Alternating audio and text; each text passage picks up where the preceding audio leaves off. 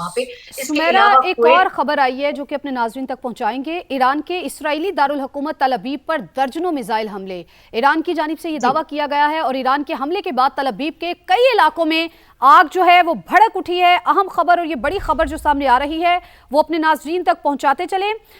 Iran के Israel के दारुल हुकूमत तल अवीव पर दर्जनों मिसाइल हमले। ईरान के हमले के बाद तल अवीव के कई इलाकों में आग भड़क उठी है। ये मनाजिर भी आप समा की स्क्रीन पर देख सकते हैं। इन हमलों में मुतादिद अफराद जो हैं वो जख्मी हुए हैं और ईरान ने इसराइली दारुल हुकूमत तल अवीव पर दर्जनों मिसाइल हमले किए हैं। तो हारिस नवाज साहब कुछ देर पहले ये बात कर रहे थे। हारिस साहब, ईरान की जानिब से इसराइली दारुल हुकूमत तल अवीव पर हमले शुरू हो चुके हैं। बिल्कुल ठीक है। और देखें, ईरान बड़ा ये इजराइल जो है ना, ये बड़ा छोटा मुल्क है और ईरान बहुत बड़ा मुल्क है। Iran can sustain so many thing, लेकिन इजराइल इसको बर्दाश्त नहीं कर सकता। बजाय इसके जो आपने इतने 22-23 मिसाइल दागे हैं एक दोहा के अंदर, कतर के अंदर, ये आप ईरान इजराइल के ऊपर मारें और आप अपने कंजर्व करें। हो सकता है you might have to go for long war. तो आपने मिसाइल्स को अपने इस्लामिक ममालिक पे वेस्ट करने के बजाय आपका टारगेट, जो मेन असल टारगेट है, जो कल्प्रेट है, इसने अमेरिका को मजबूर किया कि ईरान से हमला करो, आप उसको सॉल्व करें। जितना नुकसान पहुंचाएंगे उतनी जल्दी सीज फायर होगी, उतनी जल्दी आपकी जान छुटेगी। ये आपको करने की जरूरत है। और फिर सारे अरब ममालिक आपकी खबर में है, सब ने कहा कि हम अपनी एयर स्पेस इस्तेमाल करने नहीं देंगे। अभी एक मजबूरी है कि वहाँ पर उनके अंडे एक किस्म का अमेरिका ने मिडिल ईस्ट पे खुद कब्जा किया है पूरा। किसी जगह उनके जहाज खड़े हैं, किसी जगह एयर डिफेंस सिस्टम है, कहीं उनके फौजी पहुंचे हुए हैं, किसी जगह उनके कुछ और सिस्टम हैं। तो इसलिए अब वो मजबूर है। तो आपको समझना चाहिए कि जिस तरह मेरा बात करें कि आप क्यों अपने में हाथ खड़े कर रहे हैं।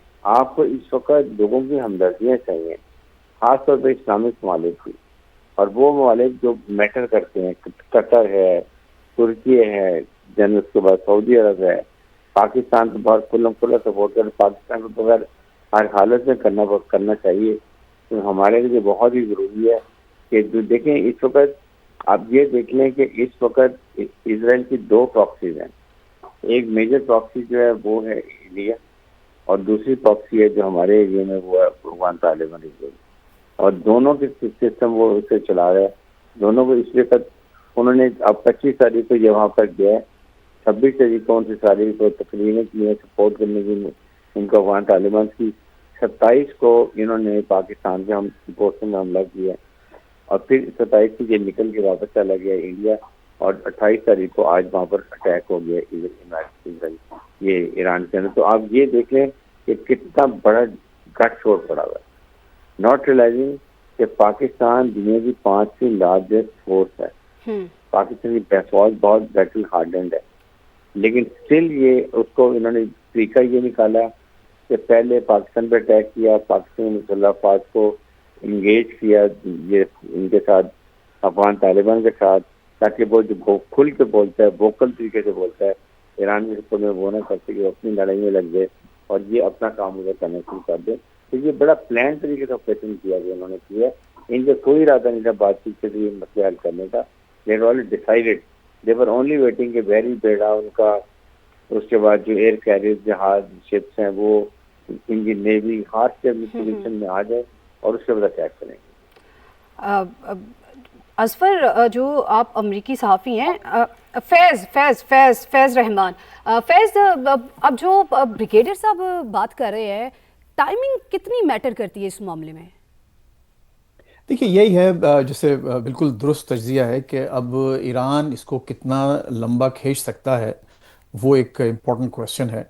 लेकिन मुझे नहीं लगता कि स्पेशली अगर ये, और लगता यही है जो मैं इस वक्त और दूसरे जो न्यूज़ आउटलेट्स वाला देख रहा हूँ, तो लगता यही है कि वो सुप्रीम लीडर को हटाने में कामयाब हो गए हैं और इस वक्त ये इस प्रीटी मच कंफर्म्ड न्यूज़। देखिए, अगर ऐसा है तो इस वक्त जो जब प्रेसिडेंट ट्रंप ने बात की थी यहाँ पर, तो उसके जो कुछ अहदाफ में जो, और ख़ुद इसराइलीज़ ने भी इसको एंडोर्स किया था इस आइडिया को कि डीकैपिटेशन, यानी जो सबसे पहले जो सफ़े अव्वल की क़यादत को और जंगी जो जितने भी जो वॉरफेयर्स हैं जो नुमाया तारीख़ की, اس میں یہی کوشش کی جاتی ہے کہ کس طرح سے دشمن کی آرمی کو ڈیکیپیٹیٹ کر دیا جائے اس پوری مملکت کو. تو یہ ایک بہت بڑا انہوں نے ہدف حاصل کیا ہے، اگر واقعی کنفرمڈ ہے، اور لگتا ہے کہ کنفرمڈ ہے.